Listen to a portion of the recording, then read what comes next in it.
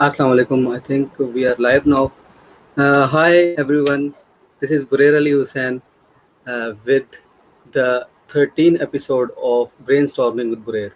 Brainstorming with Burair एक ऐसा platform है जहाँ पर हम एक्सपर्ट्स को बुलाते हैं और उन लोगों को बुलाते हैं जिन्होंने अपनी लाइफ में कुछ ऐसा किया है जिससे हम कुछ इंस्पायर हो सकें, जिनसे हम कुछ सीख सकें।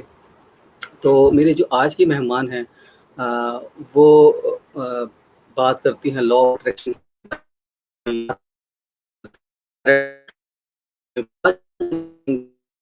की। उनके पर्सपेक्टिव से हम ये जानने की कोशिश करेंगे और बगैर किसी इंतज़ार के मैं बुलाता हूँ कविता रामजन जी को। नमस्ते हेलो। जी, कैसी हैं आप? मैं ठीक हूँ, आप कैसे हो? मैं ठीक, बहुत शुक्रिया आपने मुझे वक्त दिया। और सबसे पहले तो ये कि आपका छोटा सा तारुफ हो जाए कि आपने ये जो मैं देख रहा था एक वीडियो आपकी, जिसमें आपने बताया कि आपने पहले बिजनेस कर रही थी आप, फिर ये चीज़ छोड़ के फिर आपने इस चीज़ को ज्वाइन किया, यानी कि मोटिवेशनल स्पीकिंग को, लोगों की ट्रेनिंग भी करती हैं आप। तो ये सफ़र कैसा रहा आपका और कैसे स्टार्ट हुआ ये सब कुछ? ये सब कुछ एक्चुअली मेरे लाइफ में एक तूफान आया तब से शुरू हो गया। बोलते हैं जब सब चीज़ अच्छे से चल रहा है तो फिर इंसान अपने कंफर्ट जोन में रहता है, राइट? तो ऐसा एक टाइम आया जब मैं खुद हॉस्पिटल में अपने आप को पाया, एकदम बीमार। और डॉक्टर ने, मैं एक्चुअली हॉलिडे के लिए गई थी India. I am from Mauritius. और मैं यहाँ पे पैदा हुई हूँ, बड़ी हुई हूँ। बहुत अच्छी जगह है, बहुत खूबसूरत जगह है। लेकिन मेरी मम्मी जो है वो इंडिया से है, तो हम हॉलीडेज़ के लिए बहुत बार इंडिया गए हैं। तो एक हॉलिडे के दौरान जब मैं गई थी, ऐसे ही मैं एक ब्लड टेस्ट करने को गई। तो डॉक्टर ने रिजल्ट्स देख के बोला, आपने एरोप्लेन में, आप बैठे कैसे एरोप्लेन में? आप तो उधर ही कोलैप्स हो सकते थे। आप अभी के अभी अपने आप को एक हॉस्पिटल में दाखिल करो और 2 ब्लड ट्रांसफ्यूजन्स लीजिए। तो मुझे कुछ समझ में नहीं आ रहा था कि क्या हो गया। सडनली मैं ठीक थी, ऐसा नहीं कि मैं बीमार थी, लेकिन मैं थक गई थी एक्चुअली, बहुत थकी हुई थी। और मुझे लग रहा था मैं हॉलिडे पे आ गई हूँ, अभी आराम करूँगी। और ये जो पहला ही न्यूज़ मिला मुझे, काफ़ी शॉकिंग था।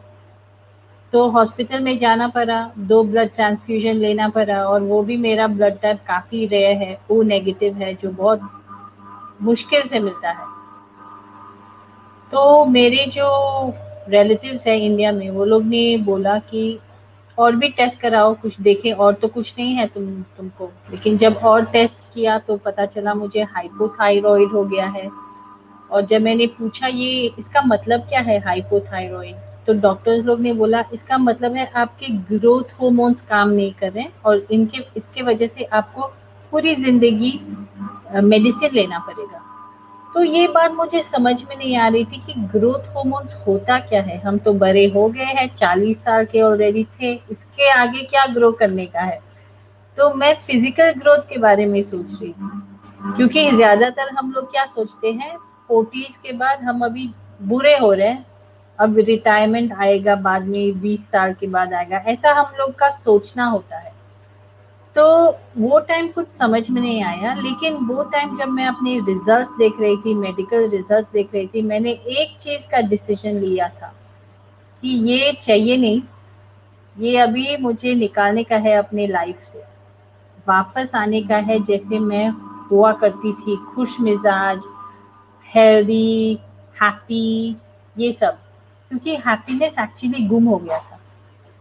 मैं बहुत बार खुद को देख रही थी, पूरा दिन काम करते करते करते करते थक जाती थी, लेकिन हम लोग को दूसरा कुछ सूझता नहीं है कि और क्या करें, यही तो है। लेकिन पता था मुझे कि एक चीज मिसिंग है, there should be more to life, not just go to work every day, come home, same routine same routine. तब जाके मैंने जो डिसीजन लिया वो हॉस्पिटल में खुद को वापस पाने का, खुद को ढूंढने का, क्योंकि मैं एक बहुत खुश मिजाज इंसान थी 10-20 साल पहले।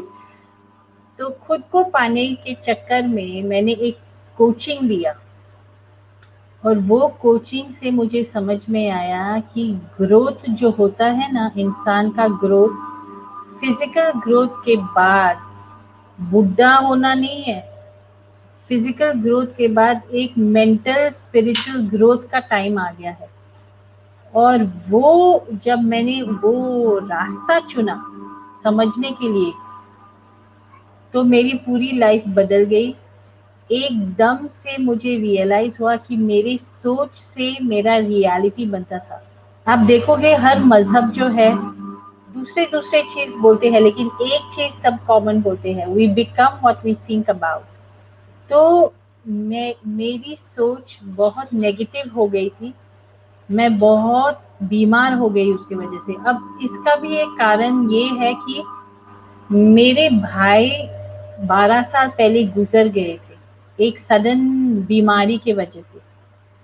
तो जब ये शॉक लगा ना, इसको बोलते हैं एक पैराडाइम शिफ्ट। क्या होता है पैराडाइम? वो होता है जो आपके थिंकिंग पैटर्न होता है। तो मेरा थिंकिंग पैटर्न हमेशा गुड एटीट्यूड था, पॉजिटिव एटीट्यूड था, लेकिन एक पैराडाइम शिफ्ट से ऐसा हो सकता है कि जो इंसान खुश मिजाज है एकदम से उल्टा हो जाए। तो मेरा वही हाल हुआ, ये सोच के कि भगवान आपने ऐसा कैसे कर दिया, मेरे पेरेंट्स के साथ ऐसे कैसे कर दिया। तो गुस्सा था मुझे भगवान के ऊपर, फिर दुख था। तो गुस्सा और दुख को सोच सोच के मैं खुद दुखी और बीमार और एकदम से गुस्से वाली हो गई। तो जब मैं वापस मेरा पॉजिटिव एटीट्यूड मिला वो कोचिंग के थ्रू, तब मुझे लगा कि ये मेरा एक जैसे कॉलिंग, मुझे पर्पस मिल गया है लाइफ में कि ये मुझे लोगों को सिखाने का है, क्योंकि ये हमने कभी स्कूल में भी नहीं सीखा है। और जो हम ये थिंकिंग पैटर्न हमारा होता है वो हम बच्चों को भी पास ऑन करते हैं। तो मेरे 2 बच्चे हैं, तो वो टाइम मैंने रियलाइज नहीं किया। 7 साल तक मैं धीरे धीरे जो डिप्रेशन में जा रही थी, मैं खुश नहीं थी, तो इसके वजह से कोई खुश नहीं था मेरे इर्द गिर्द में। तो मुझे लग रहा था लाइफ मेरे ऊपर बहुत दुख भेज रहा है, लेकिन ये रियलाइज नहीं हुआ कि मैं खुद दुखी हूँ, इसके लिए लाइफ दुखी लग रहा है। तो ये शिफ्ट जब वापस हुआ, ये पैराडाइम शिफ्ट वापस जब हुआ खुशी की ओर पे, मैं खुद खुश हो गई, तब सब लोग खुशी से वापस हो गए, सबके लाइफ में खुशी धीरे धीरे से आने लगा वापस। तो ये एक जबरदस्त कॉन्सेप्ट है जो आज मुझे पता चला ये मेरा कॉलिंग है, क्योंकि ज्यादातर लोग 95% ऑफ द ह्यूमन पॉपुलेशन उल्टे डायरेक्शन में जा रहे हैं। आप अगर देखा जाए आज सृष्टि में, पूरे यूनिवर्स में, पूरे नेचर में कितनी उन्नति है, it's there so much abundance. एक ट्री को ही लीजिए, कितना फल देता है, कितना लीव्स होता है। तो इंसान तो उसके से भी ऊपर है। सो इंसान को एक्चुअली एक बहुत बेहतरीन लाइफ जीना चाहिए। हेल्थ, वेल्थ, हैप्पीनेस उसके उसके फितरत में है, लेकिन सोच की वजह से उसने ब्लॉक कर दिया है ये सब। तो यही मैं लोगों को सिखाने की कोशिश कर रही हूँ कि ये मेंटल ब्लॉकेजेस कैसे निकालें। तो हम अगर थॉट्स चेंज करेंगे तो हमारा रियलिटी वापस चेंज हो जाएगा। तो यही, और मैं एक एक्चुअली मेरे बिजनेसेस है इधर, पैसों की कमी नहीं थी मुझे, लेकिन खुशी तभी भी नहीं थी। तो मैंने ये समझा कि इंसान का खुशी पैसा ये सब से नहीं है, सोच से बनता है। सोच को बदलो, लाइफ को बदलोगे। तो मैंने अपना बिजनेस को, मैं अपना शौहर के साथ बिजनेस संभालती हूँ, तो मैंने अपने शौहर को बोला कि ये अभी मुझे एक नया रास्ता मिल गया है लाइफ का, पर्पस मिल गया है, तो ये अभी इंसानियत के लिए करना पड़ेगा। जब आपको आपका पर्पस मिलता है ना, तो ऐसा लगता है आपकी तकदीर बदल जाती है, और ये अभी आप भगवान के लिए काम कर रहे हो, उनके बंदों को बचाने के लिए या सिखाने के लिए, जो भी। तो इसके लिए from an entrepreneur I became a coach. अच्छा, बहुत अच्छे तरीके से आपने बताया और बड़ी ज़बरदस्त बातें, बड़ा अच्छा आपका एक लाइफ जर्नी है। ज़ाहिर है ये जो चीज़ें जब इंसान के साथ कुछ ऐसा होता है तभी इंसान बदलता है, वरना ये चीज़ें समझ में नहीं आती। तो एक आम इंसान को कैसे आप समझा पाएँगे कि थॉट से चेंज हो सकता है सब कुछ? बिकॉज़ जो देखने वाले हैं, व्यूअर्स हैं, मुझे भी बहुत सारे लोग सवाल करते हैं, क्योंकि मैं भी ये चीज़ें लोगों को बताता हूँ, तो सबसे पहले जो सवाल होता है वो यही होता है कि थॉट्स से ही कैसे चेंज होगी? क्या जो बाकी लोग जो इतना काम कर रहे हैं वो क्या पागल हैं? तो ये जो थॉट्स वाला जो पहला स्टेप है ना, अगले स्टेप्स पे भी हम जाएँगे, लेकिन सबसे पहले ये बताइए कि थॉट्स से कैसे चीज़ चेंज हो सकती है या कैसे इंसान रियलिटी में उसको कन्वर्ट करता है? देखिए, सोच से शुरू होता है, लेकिन सिर्फ सोच से कुछ नहीं बदलेगा। पूरा एटीट्यूड इंसान को बदलना पड़ेगा। आपने सुना होगा कि आपका माइंड आपका बेस्ट फ्रेंड भी हो सकता है या आपका वर्स्ट एनिमी भी हो सकता है। तो हमको माइंड को समझना पड़ेगा कि ये माइंड काम कैसे करता है। पहले आता है सोच। आज मैंने अगर एक पॉजिटिव सोच सोचा, एक चीज सोचने से कुछ नहीं, एक बार सोचने से कुछ नहीं होगा। मुझे ये अपना आदत बनाना पड़ेगा कि मैं हर चीज में उसका अच्छाई ढूंढूं। देखिए, मैं आपको एक एग्जांपल देती हूँ। एक इंसान आए थे मेरे घर पे रहने के लिए, तो हम दोनों बालकनी पे खड़े थे और व्यू देख रहे थे। और वो इंसान इंडिया से आई थी। अब इंडिया में कितना शोर शराबा होता है, मॉरिशस में एकदम शांति होती है। अब हम दोनों व्यू देख रहे हैं अपने बालकनी से, मेरे बालकनी से दोनों खड़े हैं, दोनों व्यू देख रहे हैं। और दोनों ने साथ में बोला, मैंने क्या बोला, कितना सुकून है ना ये शांति से। और उसने क्या बोला, ये शांति काटने को दौड़ रहा है, मुझे टिंग टोंग सुनने का बहुत आदत हो गई है। क्योंकि वहां पे पूरा दिन टिंग टोंग कोई ना कोई आता रहता है। तो सेम चीज था, ये व्यू सेम था दोनों के लिए। मेरी सोच अलग, उनकी सोच अलग। अब सही कौन है, गलत कौन है, ये ये इम्पोर्टेंट नहीं है। इम्पोर्टेंट ये समझने का है कि हम जो सोचेंगे वैसा हमको ये नजरिया दिखेगा। तो लाइफ जो है नजरिए के ऊपर डिपेंड होता है। आप एक आधा ग्लास पानी को किसी को दोगे, एक इंसान बोलेगा सिर्फ आधा ग्लास, दूसरा इंसान बोलेगा थैंक यू, आधा ग्लास तो मिला। तो it's all about your perception, you know. अब आप बोलते हैं, लोग बोलते हैं कि थॉट से कैसे बदलेगा। It's not just thoughts. पहले थॉट आता है कि मुझे पॉजिटिव सोचने का है कि नेगेटिव सोचने का है, ये मेरे हाथ में है। कोई भी स्थिति को लेके मैं उसका पॉजिटिव साइड देख सकती हूँ या उसका नेगेटिव साइड देख सकती हूँ, राइट। तो अगर मैं पॉजिटिव साइड देखूं और अपने माइंड को ट्रेन करूं कि नहीं, हर चीज जो होता है कुछ भलाई होगा उसमें, तो वो मैं ढूंढती हूँ उसमें, इसमें भला क्या है। हर एक, आप देखोगे कोई कोई लोग जो बहुत सक्सेसफुल बने हैं, क्राइसिस के टाइम वो लोग को अपॉर्चुनिटी दिखा। और क्राइसिस के टाइम कोई कोई लोग हाथ बैठ के बोलते हैं कुछ नहीं हो सकता है। तो आप जो सोचोगे वो ही होगा। तो you have to turn your adversities into opportunities. Look for the good in everything. तो ये एक एटीट्यूड है। एक बार आपने थिंकिंग पैटर्न को चेंज किया कि नहीं, मुझे हर चीज में भलाई देखने का है, इसमें क्या भलाई था। ऐसे ऐसे जब सोचने का एक आदत डालेंगे, तो आपको जो फीलिंग्स होगा वो हमेशा पॉजिटिव होने लगेगा। अब थॉट से नहीं बदलता है कुछ, फीलिंग से बदलता है। कैसे? भगवान आपका दिल सुनता है। भगवान किसी को पनिश नहीं कर रहे हैं, किसी को ब्लेस नहीं कर रहे हैं। This is not even philosophy, this is physics. आपके दिल से एक वाइब्रेशन निकलता है जिसको हम एनर्जी इन मोशन बोलते हैं। It's energy.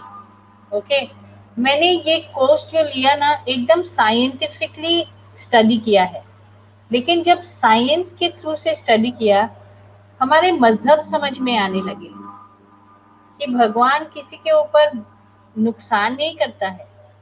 भगवान ने हमको माइंड दिया है सोचने के लिए। हम कैसे सोच रहे हैं, जो हम सोचेंगे वो एक, जैसे आपने एक बीज बोया आपके माइंड के अंदर। माइंड को समझने का है कि दो हिस्सों में बांटा हुआ है। एक हिस्सा है जहाँ पे नॉलेज हम पाते हैं और दूसरा हिस्सा है आपका दिल, सबकॉन्शियस माइंड। इसके लिए आप आजकल सुनोगे इमोशनल इंटेलिजेंस बहुत ज्यादा वो ले रहे हैं। Like people are saying EQ is more important than IQ। तो EQ का मतलब है आपका दिल, जो एक पावर सेंटर है, लेकिन इमोशंस आपके बॉडी के हर सेल में है। आपका जो बॉडी का एक्शंस होगा ना वो आपके इमोशंस से ही गवर्न होता है। आज मेरा दिल चाहता है मैं नाचूं तो मैं नाचूंगी, अगर दिल ने चाहा मैं बैठ के रोऊं तो मैं रोऊंगी। बॉडी फॉलो करता है जो दिल कहता है, लेकिन दिल तक पहुंचने के लिए दिमाग सोचता है पहले। आज आपको ये सेशन करने का था तो पहले सोच आया ना, मैं ये मैडम को कांटेक्ट करूं, एक सेशन उसके साथ करूं, फिर जाके ये सेशन बना। तो बिफोर सेशन बनने से पहले एक सोच आता है पहले, राइट? सोच से फिर आपका मन हुआ हाँ मैं कांटेक्ट करूं, आप एक्शंस आपके मन के ऊपर ही लेते हो। तो ये पूरा एटीट्यूड है of your thoughts, your feelings and your actions. अब फीलिंग्स को जब आप ऊपर रखते हैं, गुड फीलिंग्स रखते हैं, तो आपका फ्रीक्वेंसी ऊपर जाता है। And everything that exist in this universe is on a frequency. हर एक चीज में एक एनर्जी फील्ड होता है, इट्स ऑन अ फ्रीक्वेंसी। तो आप अगर आपका फ्रीक्वेंसी ऊपर रखेंगे, you can only attract good things to you. तो इंसान सिर्फ अपना इनर वर्ल्ड चेंज करे, अपना फ्रीक्वेंसी को ऊपर करे, अपना इमोशंस को हाई रखें, तो he will only attract good things in life. भगवान आपका दिल सुनता है, तो दिल को अगर आप खुश रखेंगे, हैप्पी रखेंगे कि जो आया तेरी मर्जी, मुझे हर हाल में कबूल है, तो आप ऐसे अच्छे अच्छे चीज़ें और अट्रैक्ट करेंगे। इसके लिए मैं हमेशा बोलती हूँ ग्रैटिट्यूड एक बहुत ज़बरदस्त एक्सरसाइज होता है। हर चीज़ जो आता है लाइफ में उसके लिए शुक्र मनाइए। कभी कभी भगवान आपको एक बहुत बड़ा चीज देने की कोशिश कर रहे हैं तो आपसे वो छोटा वाला छीन रहा है, लेकिन इंसान को नहीं दिख रहा है कि मुझे बड़ा देने वाला है, इसके लिए छीन रहा है। इंसान रो रहा है मेरा छीना जा रहा है। जैसे एक इंसान था, पूरा टाइम बोलता था मुझे एक पक्का मकान चाहिए रहने के लिए, और उसका मकान कच्चा था, लेकिन कुछ कर नहीं रहा था। फिर भगवान ने एक तूफान भेजा, उसका कच्चा मकान उसमें से ही तोड़ दिया। तो इंसान बैठ के रोने लगा कि मेरा भगवान, आपने मेरा कच्चा मकान ले लिया। भगवान ने बोला तुम्ही ने बोला तुमको पक्का मकान चाहिए, कुछ कर नहीं रहे तो मैंने एक तूफान भेजा वो वाला निकालने के लिए। इंसान सिर्फ बोलता है, करता नहीं है। तो भगवान को आना पड़ता है करने के लिए। तो इंसान फिर अपना खुद, क्योंकि गॉड ने बोला है आप लोगों को हाथ पैर दिया है ना करने के लिए, दिमाग दिया है सोचने के लिए। आप लोग सोचो, पॉजिटिव सोचो, जो चाहिए उसके बारे में सोचो, और मैं लाऊंगा तुम्हारे लाइफ में। And it's all based on laws, it's all based on laws of nature. We just have to study the laws in nature and we'll understand how we are only creating our destiny. तो ये सब laws के ऊपर होता है, thinking in harmony with the laws. सही। हाँ, हम लॉज के ऊपर भी आएंगे, लेकिन इससे पहले मेरे जहन में एक चीज़ आ रही थी कि स्ट्रेस एक ऐसा एलिमेंट है जो हर किसी की लाइफ में आता है। स्ट्रेस कह लें, एंग्जाइटी कह लें, डिप्रेशन कह लें, ज़ाहिर है इसके डिफरेंट मोड्स हैं, कोई ज़्यादा इंटेंस है, कोई कम है। लेकिन ओवरऑल एक स्ट्रेस एक टर्म यूज़ की जाती है जब हम किसी भी मामले से गुजर रहे होते हैं, कोई भी काम करने लगते हैं, कोई भी नया काम शुरू करने लगते हैं, कोई अच्छा काम करने लगते हैं, तो स्ट्रेस आ जाता है बीच में। तो वो बड़ा मसला क्रिएट करता है और उस वजह से ये भी होता है कि एक आम इंसान वो काम नहीं कर पाता जो उसको करना चाहिए। तो स्ट्रेस को कैसे रिड्यूस करें? ये कैसे होगा? एक बंदा कैसे कर सकता है इसको?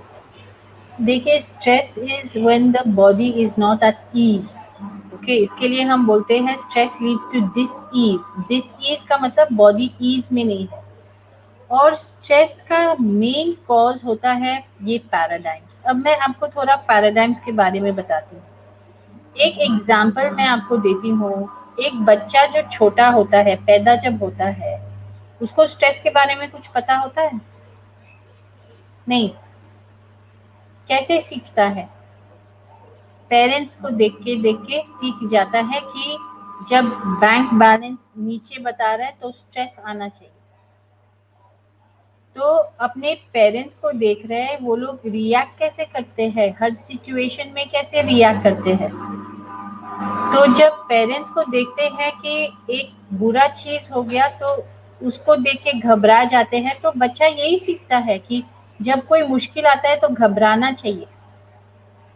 तो अगर हम ये बदलें खुद को, देखिए दो चीज होती है। एक चीज होती है, ये मैं आपको एक मिनट देखती हूँ कैसे एक्सप्लेन करती हूँ। हमको ये समझना चाहिए कि हम थॉट्स और फीलिंग्स और एक्शन से हम रिजल्ट्स को क्रिएट करते हैं।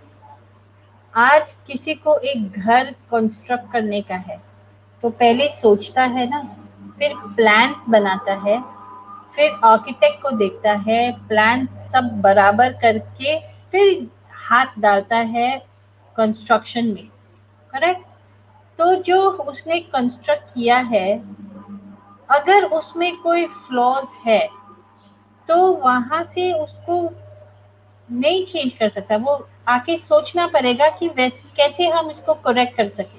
करेक्ट? तो एक चीज जब लाइफ में क्रिएट हो चुका है तो वहां से उसको हम बदल नहीं सकते हैं। और वहां हमारा रियलिटी को देख के हम अगर घबराते हैं तो फिर भगवान में विश्वास कहाँ गया? हम बोलते हैं भगवान है और हम अपने रिजल्ट्स को देख के, अपनी रियलिटी को देख के घबराते हैं। सपोज एक किसी इंसान का बैंक बैलेंस उसको मिला और बहुत लो बैंक बैलेंस है, तो चिंता में आ गया इंसान। अब बैंक बैलेंस हो चुका है, क्रिएट हो चुका है, अगर आपको इसको चेंज करने का है तो वापस थॉट्स के पास जाना पड़ेगा। फिर से सोचना पड़ेगा कि मैं कैसे सोच के अपना बैंक बैलेंस को ऊपर करूं। इंसान क्या हो रहा है, क्यों स्ट्रेस ले रहा है आजकल? पूरा टाइम अपना बैंक बैलेंस देख के सोच रहा है कि मैं मेरा फाइनेंसेस कम हो रहा है। जो आप सोचोगे आप वही क्रिएट करोगे।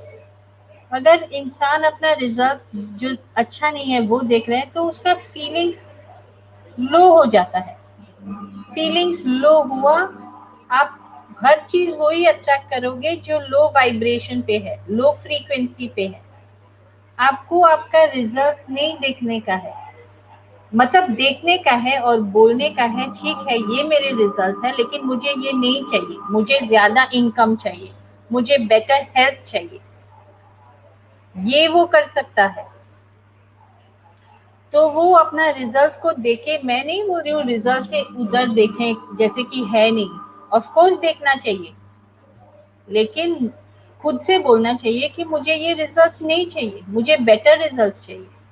और सोचने से ही वापस उसको बेटर रिजल्ट वो क्रिएट कर सकता है कि मैं क्या कर सकता हूँ मेरा इनकम बढ़ाने के लिए। ऐसा सोचना चाहिए।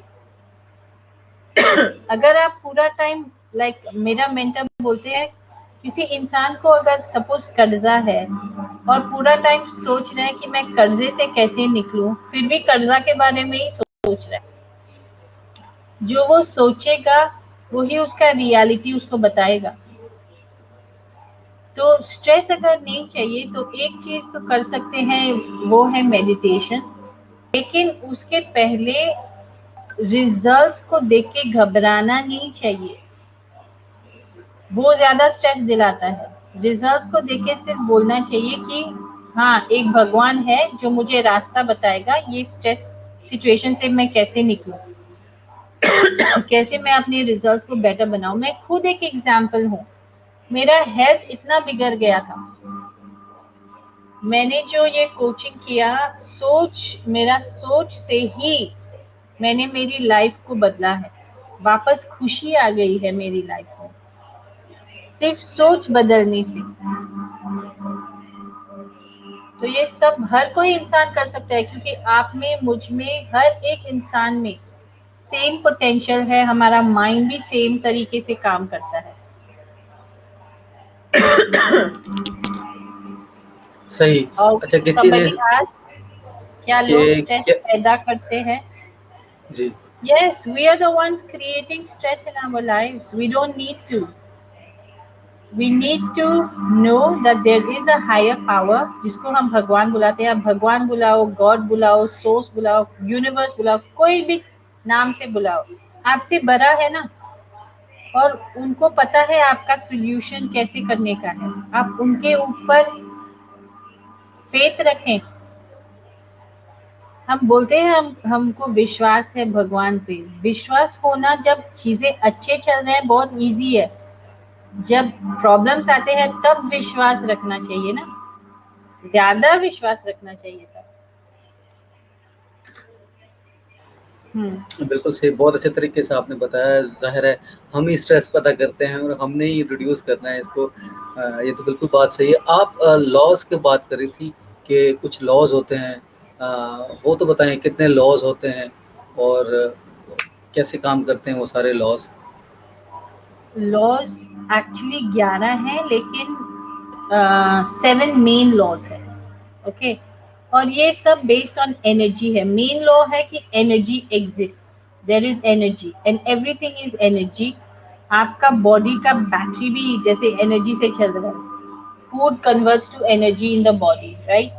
तो we are all sources of energy.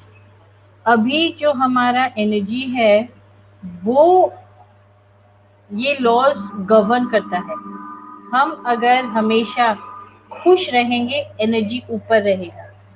तो एक लॉ होता है the law of polarity. Law of polarity बोलते हैं कि दुनिया में हर चीज का एक ऑपोजिट होता है। अगर यहाँ पे राइट है तो लेफ्ट भी है, अगर ऊपर है तो नीचे है, आगे है तो पीछे है। तो वैसे ही थॉट्स हमारे भी पॉजिटिव या नेगेटिव हो सकते हैं। आपको क्या सोचने का है? आपका रिजल्ट, मेरा रिजल्ट एकदम नेगेटिव था, मेरा हेल्थ एकदम खराब था, लेकिन मैंने सोचा क्या? मैंने नेगेटिव रिजल्ट्स के बारे में नहीं सोचा, मैंने सोचा हेल्दी होने का है।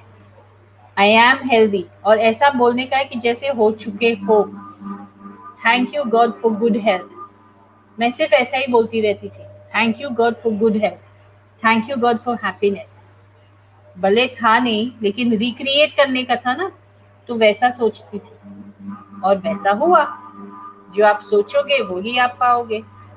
तो ये एक लॉ है कि आपको चॉइस है पॉजिटिव या नेगेटिव सोचने का है। दूसरा जो मैं बोलूंगी ये सबसे जबरदस्त लॉ है, वो है law of relativity. One of the, I like this law a lot. क्यों? क्योंकि ये लॉ बोलता है आप हमेशा अगर आपका सिचुएशन दूसरों से कंपेयर करोगे, जिसके पास आपसे ज्यादा है, तो आपको हमेशा ऐसा फीलिंग होगा कि मेरे पास कम है।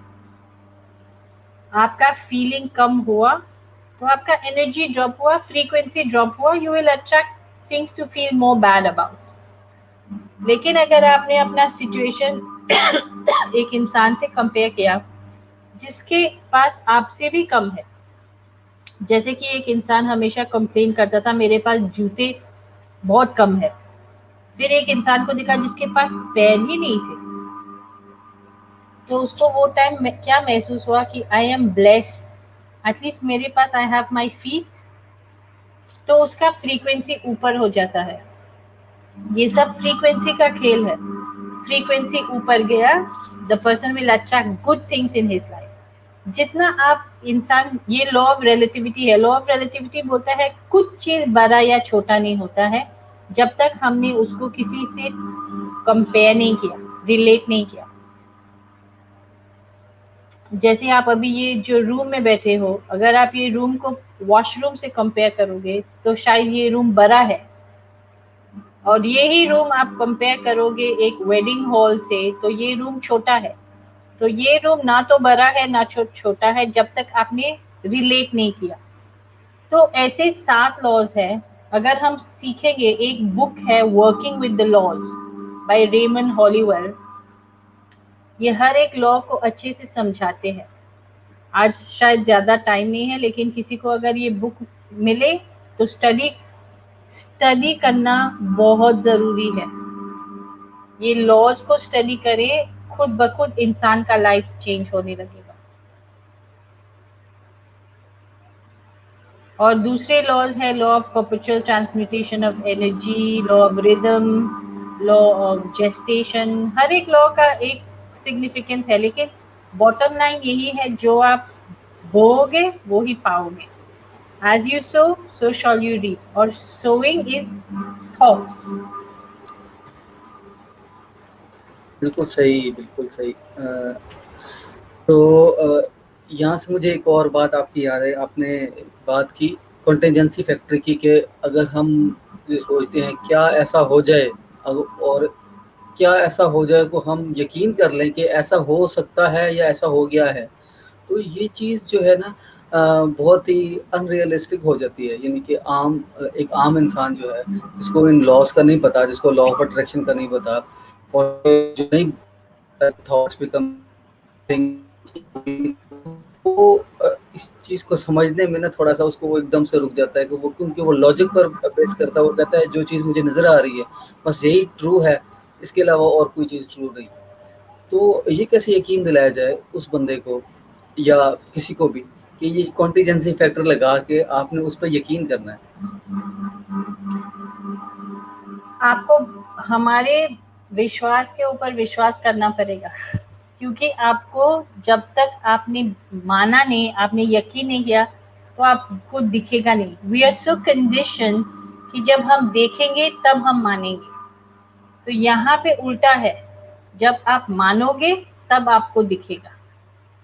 तो ये एक चीज़ है, मैं हमेशा इसको प्रेयर के साथ रिलेट करती हूँ। जब इंसान किसी चीज़ के लिए प्रे करता है, दुआ मांगता है, उसको दिख रहा है वो चीज़? नहीं ना। लेकिन उनको पता है कि भगवान है। भगवान दिखता है? नहीं, लेकिन दिल में पता है कि है। तो वैसे ही आप विश्वास के साथ आपके थॉट्स को बदलिए। तो जैसे आप थॉट्स को बदलोगे, भले आपके रियलिटी में नहीं है, मैं खुद एक चलती फिरती एग्जाम्पल हूँ, भले आपके रियलिटी में नहीं है, आप सोचने में क्या जाता है, ट्राई करने में क्या जाता है। मैं तो बोलती हूँ मेरा बात का यकीन ही नहीं करो, एक कोशिश करके देखे। और वो भी क्या लगता है, सिर्फ सोच, शुक्राना करना। शुक्राना करना कितना इजी है। सिर्फ ये बोलना, thank you God for good health, thank you God for everything. एक आप रोज 10 चीजें लिखें जो आपके पास ऑलरेडी है, जिसके लिए आप शुक्रगुजार कर सकते हैं। आप देखिए, अगर आपकी लाइफ में और ज्यादा चीजें नहीं आती है जिसके लिए आप और भी शुक्रगुजार हो। This is how it works, but you'll have to believe it to see it. I know it's difficult to यकीन करना पहले से, लेकिन ये ही नेक्स्ट लेवल ऑफ ग्रोथ है। The next level of growth is beyond the physical growth, it goes metaphysical. आज quantum physics यही बात बोल रहे हैं। विश्वास रखें। बिल्कुल सही, बिल्कुल सही। बहुत अच्छे तरीके से आपने बताया। और जो दुआ वाली बात बताई वो बिल्कुल ठीक थी, कि एक बंदा जब दुआ मांगता है, कोई अपने रब से मांगता है, भगवान से मांगता है, जो भी उसका क्रिएटर है जिसको, तो उसने वो चीज़ देखी नहीं होती, लेकिन वो इस यकीन से मांगता है। तो जब मिल जाती है फिर वो कहता है कि वाह जी वाह, ये तो रियलिटी होगी। लेकिन शुरू शुरू पे उसके पास वो चीज़ नहीं होती। बहुत अच्छे तरीके से लेकिन बताया आपने। जी, एक चीज हमको याद करने का है कि जब हम प्रेयर करते हैं, जब हम दुआ मांगते हैं, तो ये एक चीज हो गया है जो हमने बहुत उल्टा सीखा है। दुआ मांगना ये नहीं है कि मुझे दे, क्योंकि अगर हम ऐसा दुआ मांग रहे हैं तो दिल को महसूस हो रहा है कि नहीं है, भगवान दिल सुनता है। तो दुआ मांगना शुक्राना होना है कि थैंक सही, यू कि मेरे पास मेरा इनकम बढ़ गया, थैंक यू कि ये हो गया। ये होता है असली में प्रेयर और दुआ, कि थैंक यू, थैंक यू सही। बोलना। बिल्कुल, थैंक यू और ग्रैटिट्यूड, बिल्कुल ग्रैटिट्यूड का बहुत अमल दखल है। बहुत इसका एक बड़ा इम्पोर्टेंस है किसी भी चीज़ को हासिल करने में और अपनी फ्रीक्वेंसी को रेज़ करने में और अपनी वाइब्रेशंस को रेज़ करने में और बल्कि वाइब्रेशंस को मैच करने में उस चीज़ के साथ जो आप रियलिटी में कन्वर्ट करना चाहते हैं। बहुत अच्छा लगा आपसे बात करके। एक लास्ट क्वेश्चन मैं आपसे पूछना चाहूँगा कि आपकी उर्दू बहुत अच्छी है। मैं देखता हूँ इंडियंस प्रोग्राम पे देखता हूँ, मैं इंडियंस मतलब एक्टर्स वगैरह हम सारे पाकिस्तानी देखते हैं, उनको पसंद भी करते हैं, लेकिन वो थोड़ी-सी डिफरेंट होती है उनकी भाषा, तो वो लफ्ज़ हमें बाद में कुछ समझ में आ रहे होते हैं, कुछ नहीं भी आ रहे होते। लेकिन आपकी उर्दू बहुत अच्छी है। ये कैसे होगी? प्रैक्टिस की या मैंने पाकिस्तानियों से? जी, नहीं नहीं जी, मैंने जी, कुछ सीखा नहीं है। मैं यहाँ पे अ, हिंदी सीखी हूँ और बॉलीवुड मूवीज देख देख के ज्यादा सीखा है हम लोग ने। सही, सही, लेकिन मेरे जो एंसेस्टर्स है, मेरे great grand parents actually Pakistan के ही है, सिंध जो सही। पाकिस्तान साइड में है। तो हुँ, पार्टीशन के बाद वो लोग इंडिया चले गए थे, जो माइनॉरिटी सही। ऑफ हिंदूज उधर थे। तो हुँ, मेरे जो ग्रेट ग्रैंड पेरेंट्स से शायद बात करने में हम लोग सिंधी बात करते हैं, जो जिसकी लिखाई अरबिक हुँ, के जैसा है। अरबी की तो जैसे। शायद किधर न किधर आ गया। लेकिन हिंदी मूवीज देख देख के ही ज्यादा सीखी हूँ मैं। अदरवाइज फॉर्मल एजुकेशन तो हिंदी ही सीखा है इधर। हुँ, सही। तो बहुत अच्छा लगा आपसे कविता जी। आपने बड़ा अच्छे तरीके से और बड़े आसान अंदाज से आपने बहुत मुश्किल चीज़ें जो हैं समझाई, क्योंकि ये बातें आम लोगों को समझ में नहीं आने वाली और बल्कि और जो अब ये रिकॉर्डेड में चला जाएगा, लोग देखेंगे, इससे फ़ायदा उठाएँगे। मेरा आखिरी सवाल ये है कि आप कुछ सजेशन देना चाहें, किसी को एडवाइस देना चाहें और इसके साथ-साथ अगर कोई आपसे कनेक्ट होना चाहता है और ये पैराडाइम शिफ्ट जो आप पढ़ाती भी हैं, सिखाती भी हैं, ये सीखना चाहता है कोई, तो वो कैसे सीख सकता है? इस डिटेल्स बता दें। जी ज़रूर। एक्चुअली एक चीज़, एक एडवाइस मैं सबको देना चाहती हूँ, पूरे ह्यूमैनिटी को देना चाहती हूँ कि खुश रहें। सिर्फ खुशी, लोग समझते हैं कि जब मेरे पास ये होगा, वो होगा, वो होगा, तब मैं खुश हो जाऊँगा। ऐसा नहीं है। पहले खुश रहें। जब खुश इंसान है, खुश इंसान के पास सब आता है, तो उसका फ्रीक्वेंसी ऊपर हो जाता है, तो वो सब अच्छा चीज़ अट्रैक्ट करेगा अपने लाइफ में। ये माने, ये हमेशा विश्वास रखे कि भगवान है, दिखता नहीं है लेकिन है, और आपको हर वो चीज़ देगा जो आपका दिल चाहता है, तो दिल को खुश रखें। और मेरा पैराडाइम शिफ्ट के कोर्सेज़ मैं अभी लॉकडाउन की वजह से ऑनलाइन हमको करना पड़ेगा, तो मैं एक कोर्स ऑनलाइन लॉन्च करने वाली हूँ, about road to riches and how you can grow your income. क्योंकि रिचेस का मतलब सिर्फ पैसों से नहीं है, हेल्थ, वेल्थ, हैप्पीनेस सब है।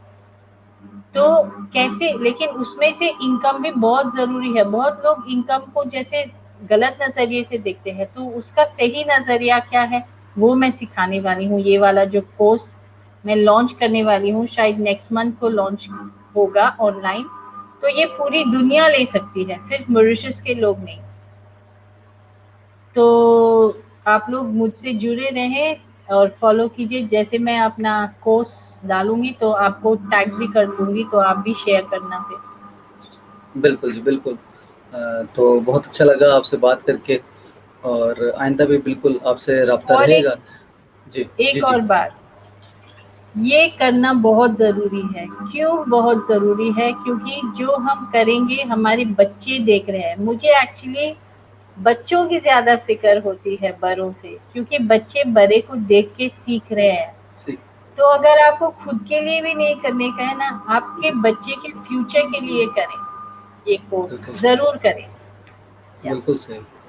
बिल्कुल सही, सही कहा आपने, क्योंकि जो आपकी जनरेशन जो ख़राब हो चुकी है, जो चीज़ें दुनिया में ख़राब हो चुकी हैं, वो इसी तरह से ठीक होगी कि हम जो आने वाली जो नस्ल है, जो आने वाली जनरेशन है, उसको हम अच्छी-अच्छी चीज़ें सिखाएँ, ताकि जो आने वाली दुनिया है, जो वो आज की दुनिया से बहुत बेहतर हो। तो इसी अच्छे पैगाम के साथ, इसी अच्छे नोट के साथ कि हम ना सिर्फ ये चीज़ें खुद सीखेंगे, बल्कि दूसरों को भी सिखाएँगे और अपने आने वाले नस्ल को भी सिखाएँगे, अपने बच्चों को भी सिखाएँगे। मैं Burair Ali Hussain brain with brainstorming with Burair के साथ आपसे इजाज़त चाहता हूँ। अगले किसी अच्छे मेहमान तक के लिए मुझे इजाज़त दीजिए। अल्लाह हाफ़िज़।